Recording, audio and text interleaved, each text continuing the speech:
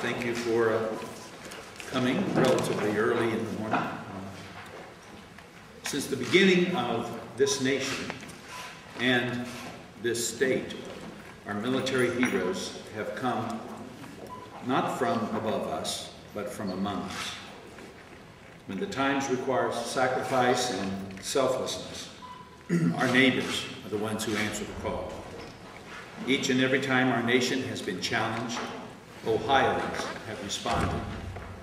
We owe so very much to our veterans for the sacrifices they accept to stand in our defense. In November, with their hearts and with their ballots, the people of Ohio resoundingly supported the creation of the Ohio Honors Veterans Fund. Ohioans wanted to extend a small measure of our thanks and offer a tangible sign of our profound respect for our veterans of recent conflicts and their survivors. One of my central goals as governor is to make Ohio the best place in the nation for a veteran to call home. We've created the Ohio GI Promise that allows veterans from any state to attend our public colleges or universities in Ohio tuition-free. We made military pensions free of state income tax. And today, we are asking all eligible veterans and their survivors to apply for this special payment from the state. Of course, no amount of compensation is an adequate reward for the sacrifices that they've made on our behalf. But these checks will help perhaps make a mortgage payment, or put food on the table, or start a savings account.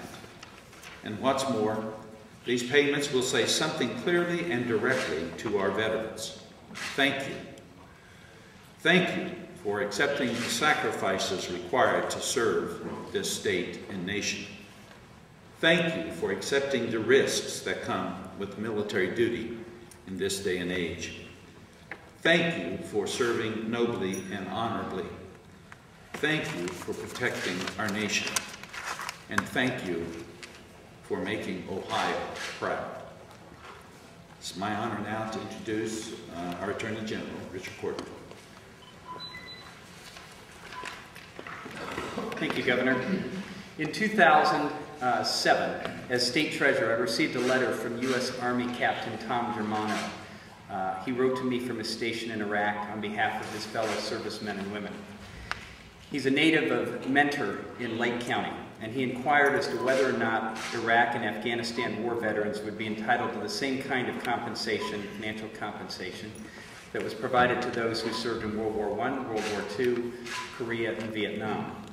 After some research, we were surprised and disappointed to find that Ohio's Constitution had not been updated to cover Persian Gulf, Afghanistan, and Iraqi war veterans, and therefore Ohio's more recent veterans would not be eligible for compensation that was provided to those who served before them.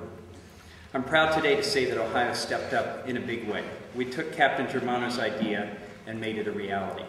Democrats and Republicans in the General Assembly came together in a bipartisan way to put a constitutional amendment on the ballot, one that would authorize these bonuses.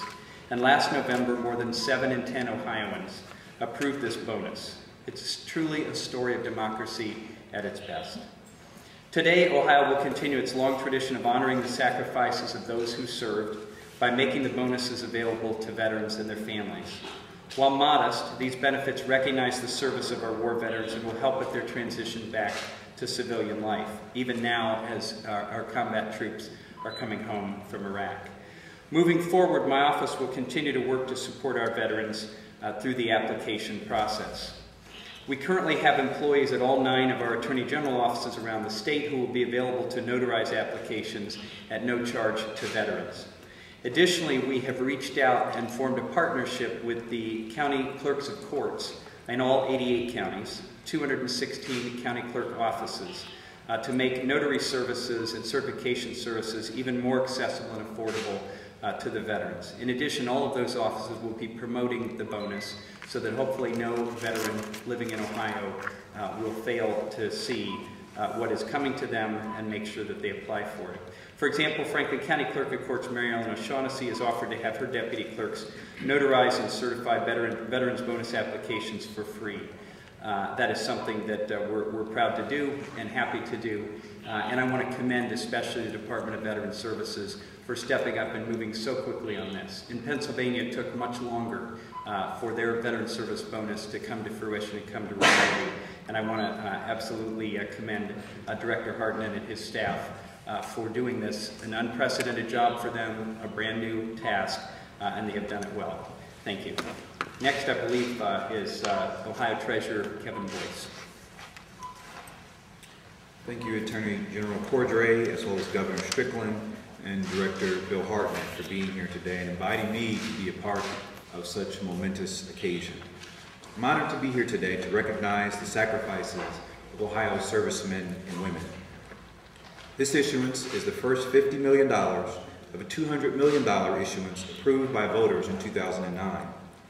It is my job to serve as the bond registrar and the paying agent for all veterans compensation bonds issued.